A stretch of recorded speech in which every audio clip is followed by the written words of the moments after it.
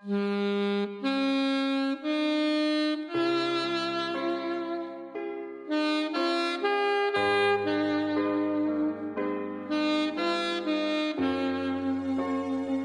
គោរពជម្រាបសួរដល់លោកគ្រូនិងសួស្តីដល់មិត្តភ័ក្តិទាំងអស់គ្នាខ្ញុំបាទឈ្មោះនាងផាណាត់មកពីក្រុមទី6នៃថ្នាក់ធូហើយមកពីសាកលវិទ្យាល័យភូមិន្ទភ្នំពេញនៃ Department វិទ្យាខ្ញុំមកសិក្សាអំពីប្រាសាទភ្នំជើងព្រៃហើយក្នុងនោះមានសមាជិករួមក្រុមរបស់ខ្ញុំចំនួន5នាក់ខ្ញុំបាទហើយនឹង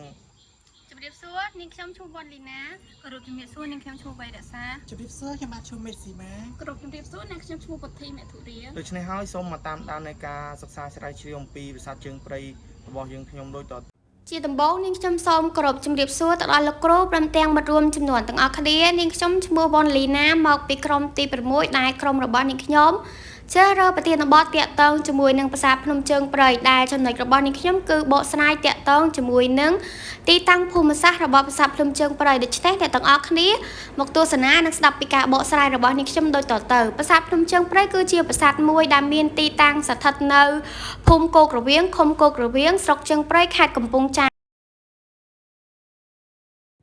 ភ្នំជើងព្រៃគឺជាភ្នំមួយដែលមានទីតាំងនៅចន្លោះផ្លូវជាតិលេខ6ត្រង់ខាងកើតផ្សារផ្អាវប្រមាណជាង3គីឡូម៉ែត្រដែលមានផ្លូវលំមួយចូលទៅខាងជើងប្រមាណជាង1500ម៉ែត្រនិងមានភ្នំពីរឃ្លាតចេញពីគ្នាប្រហែលជា100ម៉ែត្រតាមរយៈការស្រាវជ្រាវប្រវត្តិភ្នំនេះអ្នកស្រុកមួយចំនួនបានដំណើរតគ្នាថាភ្នំជើងព្រៃនេះគឺជាភ្នំមួយដែលចែកដាច់ចេញពីគ្នាមួយស្ថិតនៅទិសខាងកើតហៅថាភ្នំស្រីឬភ្នំធំរីឯភ្នំនៅទិសខាងលិចហៅថាភ្នំប្រុសឬក៏ភ្នំព្រះបាទនៅលើភ្នំស្រីមានប្រាសាទបុរាណធ្វើអំពីថ្មបាយក្រៀមដែលគេគ្រប់គ្នាដឹងថាជាប្រាសាទភ្នំជើងព្រៃកសាងនៅក្នុងសតវត្សទី12ប៉ុន្តែបច្ចុប្បន្នត្រូវបានបំផ្លិចបំផ្លាញអស់បែកបាក់នៅសល់ប្រហែលជាប្រមាណត្រឹមតែ 30% តែប៉ុណ្ណោះ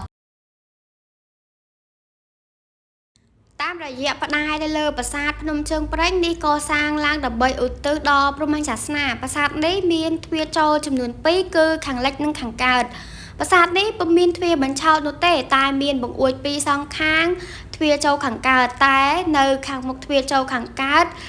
យើងឃើញមានថាជញ្ជាំងឥដ្ឋបែរជាសសរអមសងខាងតំណងជាសាងសង់សម័យក្រោយមកទេទោះបីជាប្រាសាទនេះឧទ្ទិសដល់ព្រហ្មញ្ញសាសនាក៏ពិតមែនប៉ុន្តែបច្ចុប្បន្ននេះនៅក្នុងប្រាសាទក៏មានតម្កល់នៅពុទ្ធរូបជាទីគោរពសក្ការៈរបស់ពុទ្ធបរិស័ទគ្រប់ទិសទីដែលមកកាន់ទីស្ថានដ៏ពិសិដ្ឋនេះទៅលើភ្នំស្រីពីខាងមុខមានដានជើងមនុស្សដានថ្មអ្នកស្រុកហៅថាដានជើងតាប្រងចំណែកឯទិសឦសានមានដីរាបស្មើថេងគេហៅថាកន្លែងខុនឆាងមួយយ៉ាងវិញទៀតជុំវិញបរិវេណនោះមានកំពែងធ្វើដោយថ្មបាយក្រៀមដែលមួយដុំមានទំហំ4គុណនឹង6តាមចាស់បុរាណកំពែងនេះលោកថាមានដល់ទៅ7ជាន់ដែលជាស្នាដៃបុព្វបុរសសល់ពីមុនសប្តាហ៍ថ្ងៃនេះកំពែងបែកបាក់អស់នៅសល់តែដុំថ្មតែប៉ុណ្ណោះភ្នំស្រីឬភ្នំធំមានចតា4ទិសពីខាងជើងខាងត្បូងខាងលិចនិងខាងកើតដែលមានកម្ពស់ប្រមាណជាង40ម៉ែត្រចំណែកឯខាងភ្នំប្រុសឬភ្នំព្រះបាទមានកម្ពស់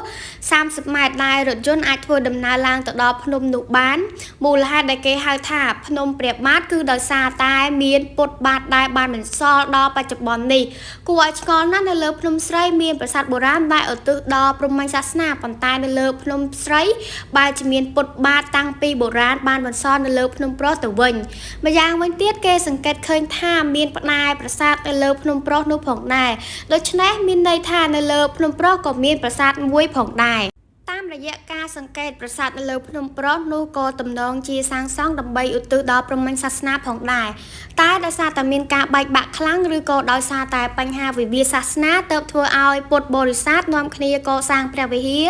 នៅលើភ្នំនោះវិញហើយយកសាងពុទ្ធបាទជាទីគោរពបូជាយ៉ាងណាមិញពុទ្ធបាទនោះមិនមែនទៅតែកសាងនោះទេតែប្រហែលជាកសាងនៅក្នុងសម័យអង្គរឬក្រោយអង្គរមកម្លេះដែលយើងអាចយល់ថាឬក៏សម័យលង្វែកអីអញ្ចឹងទៅគេបាននិយាយថាការដើមឡើយមនុស្សស្រីនិងមនុស្សប្រុសបានភ្នាល់គ្នាលើកភ្នំនេះដោយរឿងភ្នំប្រុសភ្នំស្រីដែលស្ថិតនៅកំពង់សៀមអញ្ចឹងតែប្លែកនៅខាងជើងភ្នំនោះមានរណ្ដៅនៅភ្នំស្រីដែលស្រីជីកយកមកធ្វើភ្នំខ្លាយទៅជាស្រះទឹកមួយដែលមានទឹកខួបប្រាំងខួបភាសាដែលគេហៅថាស្រះទឹកព្រះ ដូច្នេះសម្រាប់ចំណុចរបស់នាងខ្ញុំគឺត្រូវបានបញ្ចប់គឺមានតែប៉ុណ្្នឹងទេដែលបង្ហាញតាក់ទងជាមួយនឹងទីតាំងភូមិសាស្ត្រនិងការដំណើរផ្សេងសូមអរគុណនិងសូមគោរពលានិងផ្ដល់តួនាទីបន្ទាប់ទៅកាន់មិត្តរួមក្រុមរបស់នាងខ្ញុំសូមអរគុណ ជាដំបូងខ្ញុំសូមជម្រាបសួរលោកគ្រូខ្ញុំបាទឈ្មោះមេស៊ីម៉ាជាសមាជិកក្រុមទី6មកបន្តពីមិត្តរួមក្រុមរបស់ខ្ញុំប្រាសាទភ្នំជើងព្រៃជាប្រាសាទបុរាណមួយដែលធ្វើអំពីថ្មបាយក្រៀមប្រាសាទនេះកសាងនៅក្នុងអំឡុងសតវត្សទី12ដោយព្រះបាទជ័យវរ្ម័នទី7 ប៉ុន្តែបច្ចុប្បន្នប្រាសាទនេះត្រូវបានបំផ្លិចបំផ្លាញបាក់បែកអស់នៅសល់តែប្រហែល 30% ប៉ុណ្ណោះបើយើងមើលតាមរយៈចម្លាក់នៅលើផ្តែរនៃប្រាសាទនេះយើងឃើញថាប្រាសាទភ្នំជើងព្រៃកសាងឡើងដើម្បីឧទ្ទិសដល់ព្រហ្មញ្ញសាសនាប្រាសាទនេះមានទ្វារចូលចំនួន2គឺទិសខាងលិចនិងទិសខាងកើតដោយឡែកប្រាសាទនេះពុំមានទ្វារបញ្ឆោតនោះទេតែមានបង្អួច2នៅសងខាងទ្វារចូលទិសខាងកើតទោះបីជាប្រាសាទនេះឧទ្ទិសដល់ព្រហ្មញ្ញសាសនាក៏ពិតមែនក៏ប៉ុន្តែបច្ចុប្បន្ននេះនៅក្នុងប្រាសាទគេឃើញមានតម្កល់នៅព្រះពុទ្ធរូបជាទីគោរពសក្ការៈរបស់ពុទ្ធបរិស័ទគ្រប់ទិសទីដែលមកកាន់ទីឋានដ៏ពិសិដ្ឋនេះប៉ុន្តែចំពោះអ្នកស្រុកនៅតំបន់នោះពួកគាត់មានជំនឿមុតមមយ៉ាងខ្លាំង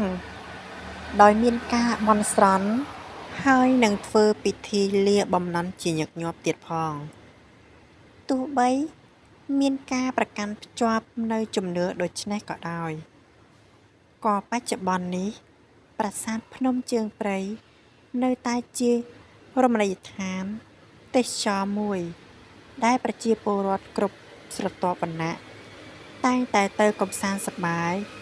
នាពេលមានពិធីបុណ្យធំៗដូចជាពិធីបុណ្យចូលឆ្នាំប្រពៃណីជាតិយើងជាដើមបន្ទាប់ពីយើងបានដឹងអំពីប្រវត្តិសាលាឆាលឹកភ្នំជើងព្រៃរួចមកឥឡូវនេះយើងមកដឹងអំពីប្លង់ប្រាសាទភ្នំជើងព្រៃវិញម្ដងប្រាសាទភ្នំជើងព្រៃប្រាសាទនេះសាងឡើងនៅលើភ្នំធម្មជាតិមានខឿនរាងជាថ្នាក់ចំនួន3ថ្នាក់ធ្វើអំពីថ្មបាយក្រៀមបែរមុខទៅទិសខាងកើតប្រាសាទភ្នំជើងព្រៃមានកំពែង3ជាន់មានក្លោងទ្វារចេញចូល4ដែលកំពែងទី1ជាកំពែងថែវព័ទ្ធជុំវិញកំពែង2ទៀតគ្រាន់តែជាក្លោងទ្វារប៉ុណ្ណោះនៅក្នុងបរិវេណកំពែងទី1មានកំពែងធ្វើអំពីថ្មបាយក្រៀមព័ទ្ធជុំវិញប្រាសាទដែលមានក្លោងទ្វារចេញចូល2នៅខាងកើតនិងនៅខាងលិចតួប៉មតួធំមួយមានច្រកចេញចូល2បែរមុខទៅទិសខាងកើតបន្តដោយអន្តរការមណ្ឌពដែលមានញែកពីសងខាងនិងមានបំណែកខ្លះនៃតួប៉មដែលបាក់រលំតួប៉មកណ្ដាលប្រាសាទភ្នំជើងព្រៃមានរាង4ជ្រុងស្មើកម្ពស់12ម៉ែត្រតួប៉មនេះសង់ដោយទំរៀបដុំថ្មបាយក្រៀមជាជញ្ជាំង4ផ្ទាំងហ៊ុំព័ទ្ធបន្ទប់ខាងក្នុងដែលមានរាង4ជ្រុងស្មើនៅលើខឿនមានរាងកបាតនៅផ្នែកខាងលើគេបានយកដុំថ្មមកបង្រួមខ្នាតរួចដាក់តម្រួតជាជាន់ថ្នាក់ដោយមានរាងស្ដួចទៅលើដល់កម្ពស់ដូចជាត្រីប្រាសាទនេះមានអន្តរការសម្រាប់ភ្ជាប់ពីតួប៉មកណ្ដាលទៅមណ្ឌពដូចយើងធ្លាប់ឃើញនៅក្នុងប្រាសាទគុកនគរក្រៅពីនេះមានមណ្ឌពកសាងឡើងអំពីដីឥដ្ឋដែលភ្ជាប់អន្តរការមានកម្ពស់ទាបជាងតួប៉មកណ្ដាលចែកចេញជា3បណ្ឌុប បន្ទប់កណ្ដាលមានបង្កើតតម្រង់ជាជួរសសរពីរជួរធ្វើអំពីឥដ្ឋភ្ជាប់ពីច្រកចេញចូលខាងកើតនៃបន្ទប់មកបន្ទប់កណ្ដាលសសរឥដ្ឋនេះភ្ជាប់គ្នាពីរនៅផ្នែកខាងលើមានលក្ខណៈទូលាយដោយសារជញ្ជាំងសសរឥដ្ឋនេះសង់ឡើងរាងកោងបន្ទប់ជាថ្នាក់ជួបគ្នានៅផ្នែកខាងលើប្រាសាទនេះទំនងមានហោត្រីមួយធ្វើអំពីថ្មបាយក្រៀមប៉ុន្តែអគារហោត្រីនោះបានរលំបាក់អស់ហើយថ្មអគារហោត្រីទំនងគេយកមកតម្រៀបធ្វើជាអគារមួយនៅខាងត្បូងបន្ទប់ដែលយើងឃើញសពថ្ងៃ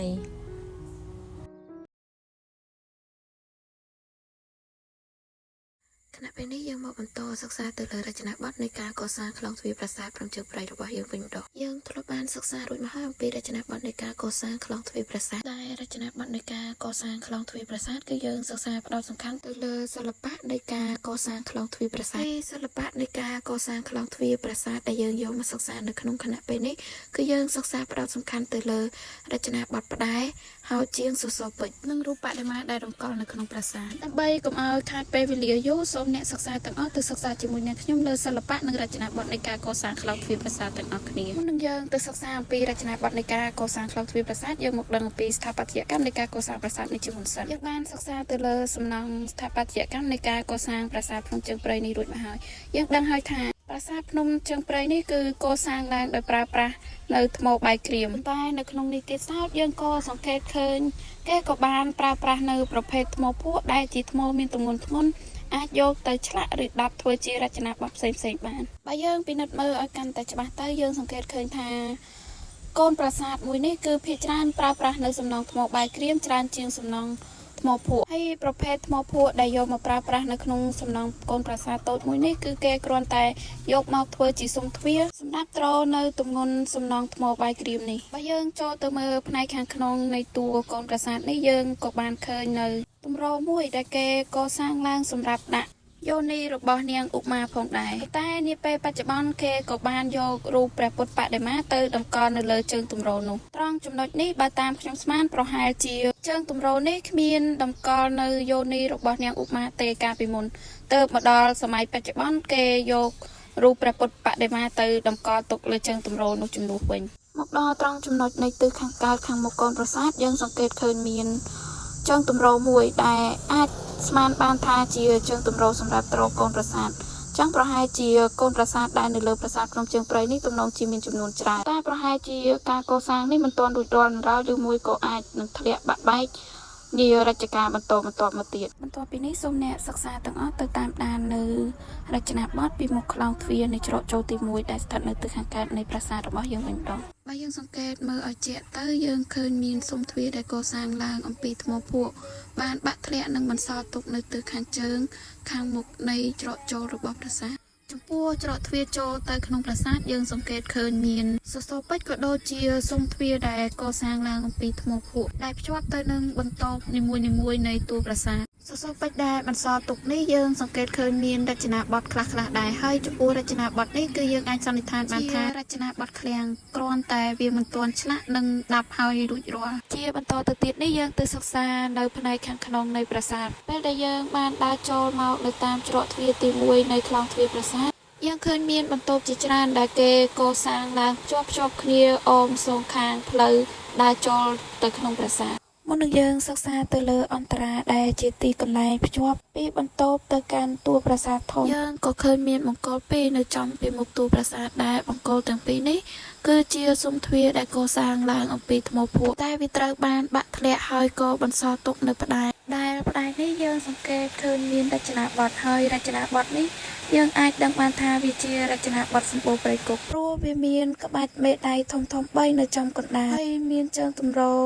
ផ្ដែរនិងមានក្បាច់ពងត្រីនៅអមជុំវិញក្បាច់ មេដៃធំៗទាំង3នៅចំកណ្ដាលនេះនៅចិត្តស៊ុំទ្វារនៃទិសខាងជើងយើងក៏ឃើញមានសសរពេជ្រមួយដើមដែលសសរពេជ្រនេះ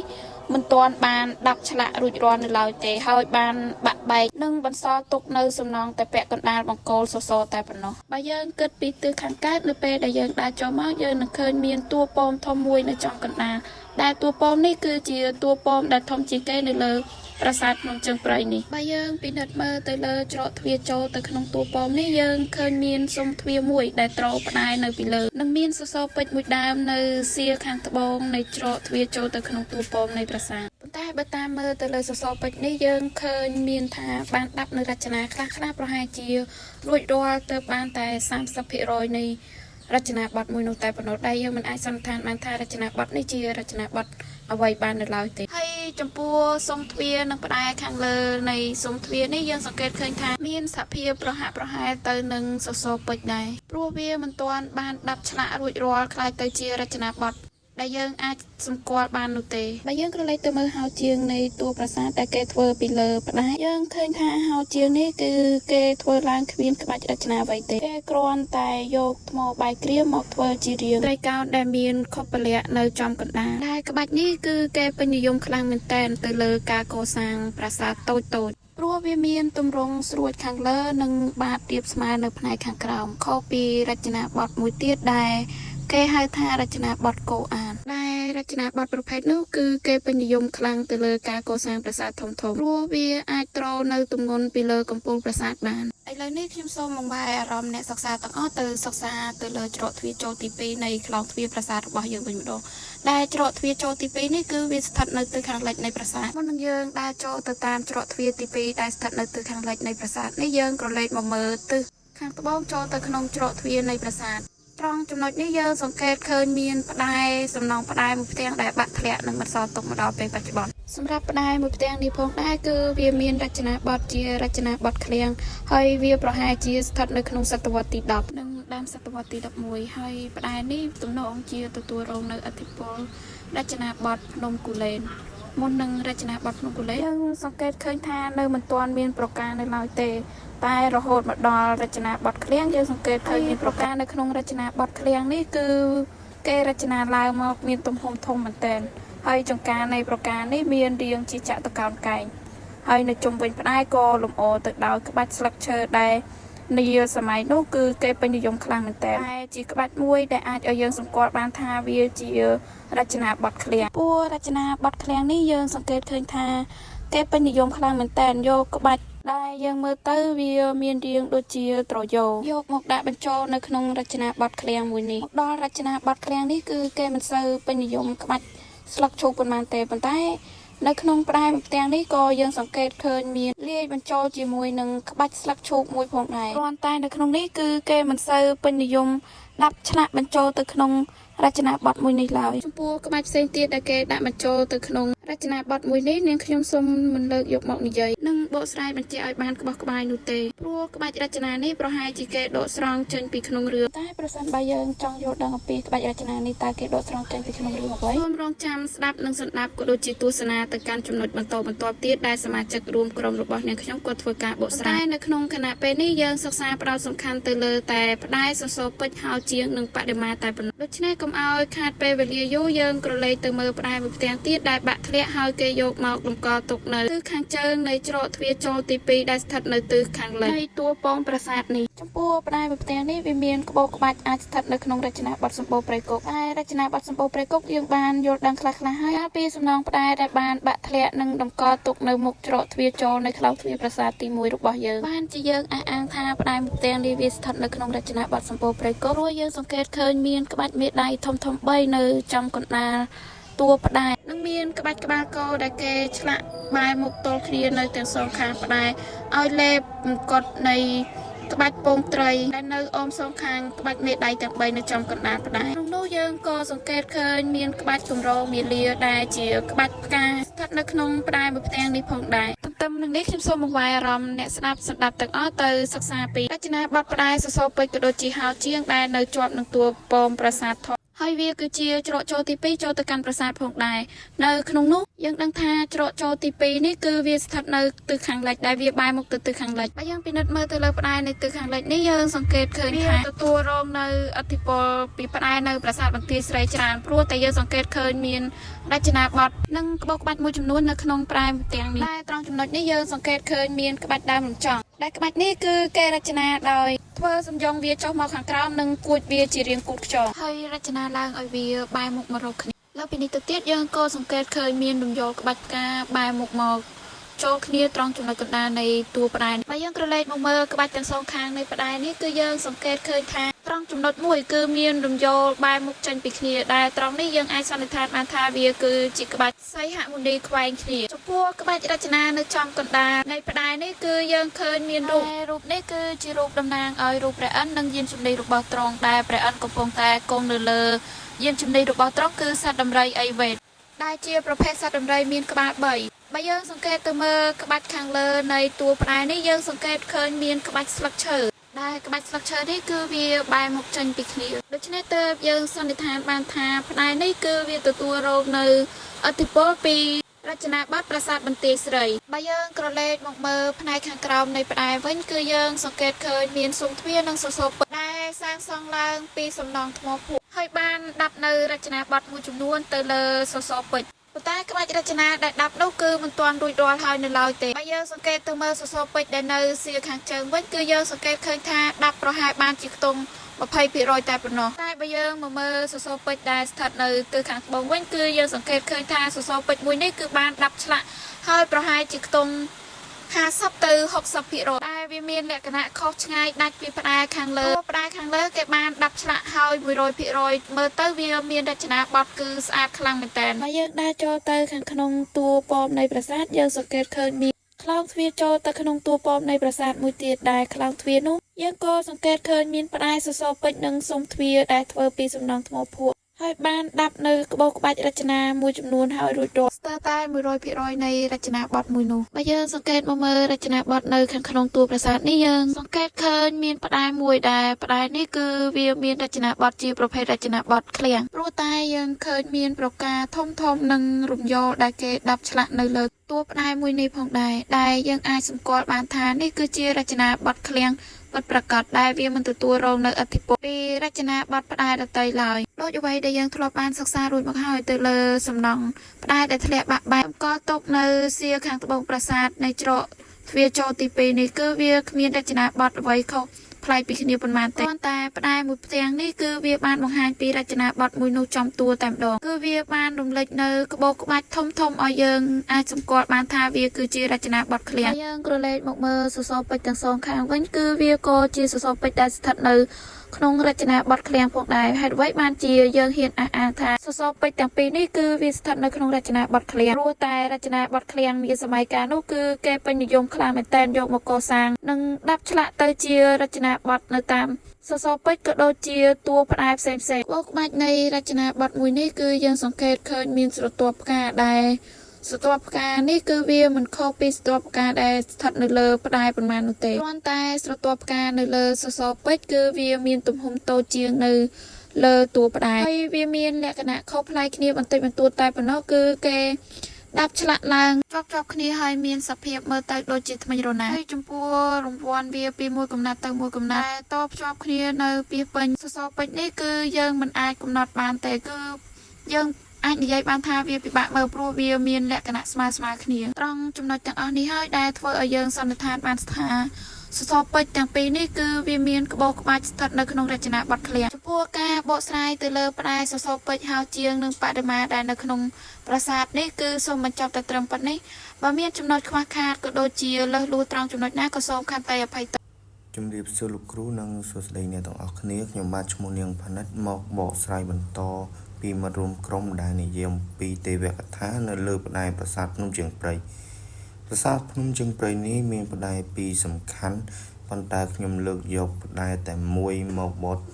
ស្រាយអំពីទេវកថានៅក្នុងផ្តែរនោះផ្តែរដែលខ្ញុំលើកយកមកនិយាយនោះគឺជាផ្តែរដែលនៅខ្លោងទ្វារទី2នៅទិសខាងលិច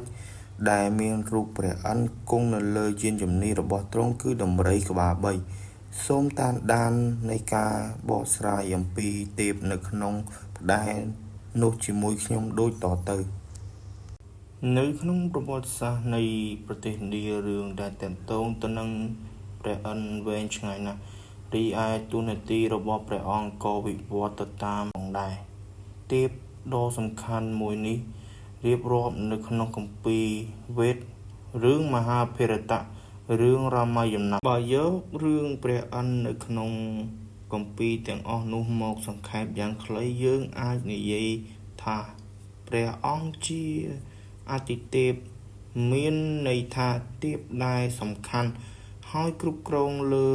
ទេពនិករផ្សេងនៅលើឋានសួគ៌ចំណុចដែលគួរឲ្យកត់សម្គាល់នៅក្នុងគម្ពីរឥណ្ឌាចាស់នោះគឺព្រះអង្គជាទេពចម្បាំងជាទេពបង្កើតទឹកភ្លៀងហើយម្យ៉ាងទៀតជាលោបាប្រចាំទិសខាងកើតផងដែរជាទូទៅគេបង្ហាញថាព្រះអង្គគង់នៅលើដំរីក្បាល3ដែលមានឈ្មោះថានរានវ័នមានក្រហម4កាន់ក្របរន្ទះ3ទៀតកាន់សង្ឃធ្នូព្រួញនិងផ្លែសន្ទូចសំណាញ់ជាដើមនៅក្នុងប្រទេសកម្ពុជាវិញកេតនាមរបស់ព្រះឥន្ទមានតាំងពីសម័យបុរាណកាលមកទល់បច្ចុប្បន្នគឺសំខាន់តាំងពីជំនាន់ព្រាហ្មណ៍រហូតដល់សពថ្ងៃដែលខ្មែរកាន់ព្រះពុទ្ធសាសនាថេរវាទចម្លាក់រូបព្រះឥន្ទនៅតាមប្រាសាទរាប់ពុំអស់ឡើយរីឯគំនូរនៅតាមវត្តក៏ដូចគ្នាផងដែរប្រជាប្រិយភាពនេះច្បាស់ជាតាក់ទងទៅនឹងអ្វីមួយដែលមានភាពស៊ីជម្រៅនៅក្នុងជីវិតរបស់ប្រជាជនខ្មែរយើងដឹងហើយថាការកង្វល់ធំរបស់កសិករខ្មែរគឺទឹកភ្លៀងសម្រាប់ប្រកបរបរស្រែចម្ការជំរាបសួរលោកគ្រូនិងសួស្តីអ្នកទាំងអស់គ្នាខ្ញុំបាទឈ្មោះនាងផនិតមកសរុបខ្លឹមសារជារួមដែលនិយាយអំពីប្រាសាទភ្នំជើងព្រៃប្រាសាទភ្នំជើងព្រៃស្ថិតនៅខេត្តកំពង់ចាមប្រាសាទភ្នំជើងព្រៃនេះគឺស្ថិតនៅលើភ្នំស្រីដែលសង់ថ្មបាយក្រៀមនៅសតវត្សទី12ឧទ្ទិសដល់ព្រាហ្មណ៍សាសនាប៉ុន្តែសប្តាហ៍ថ្ងៃនៅប្រាសាទមាននង្គ័លព្រះពុទ្ធរូបដែលជាទីសក្ការៈរបស់អ្នកស្រុកសិល្បៈនិងរចនាបថប្រាសាទភ្នំជើងព្រៃគេនិយមរចនាបថឃ្លាំងដែលជារចនាបថស្ថិតនៅចុងសតវត្សទី10ដើមសតវត្សទី11មកធ្វើជាក្បូរក្បាច់សម្រាប់ដាក់ឆ្លាក់នៅលើផ្តែរនិងសសរពេជ្រចំណែកឯសំណង់ប្រាសាទគឺសង់នៅលើភ្នំធម្មជាតិជាថ្នាក់ចំនួន3ថ្នាក់ពលគឺសង់ឡើងដោយថ្មបាយក្រៀមមានកំពែងព័ទ្ធជុំវិញមានផ្លូវឡើងប្រាសាទចំនួន4ទិសហើយមានទ្វារចូលប្រាសាទចំនួន2ខាងលិចនិងខាងកើតមានទ្វារប្រឆោតចំនួន2ខាងត្បូងនិងខាងជើងតួប៉មប្រាសាទកណ្ដាលមានរាង4ជ្រុងស្មើគ្នាមានកម្ពស់12ម៉ែត្រកំពូលប្រាសាទសង់ឡើងដូចចេតិយសូមអរគុណនិងខន្តីអភ័យទោសម្ដងរូបខ្ញុំបាទឈ្មោះនាងផនិតដែលបកស្រាយលើសលួសខ្វះខាតចំណុចណាសូមខន្តីអភ័យទោសសូមអរគុណក្រោយក្រុមរបស់យើងខ្ញុំសូមអរគុណទៅដល់លោកគ្រូព្រមទាំងអ្នកទាំងអស់គ្នាដែលបានចំណាយពេលទស្សនាទៅលើវីដេអូរបស់ក្រុមនាងខ្ញុំសូមអរគុណនិងសូមជម្រាបលា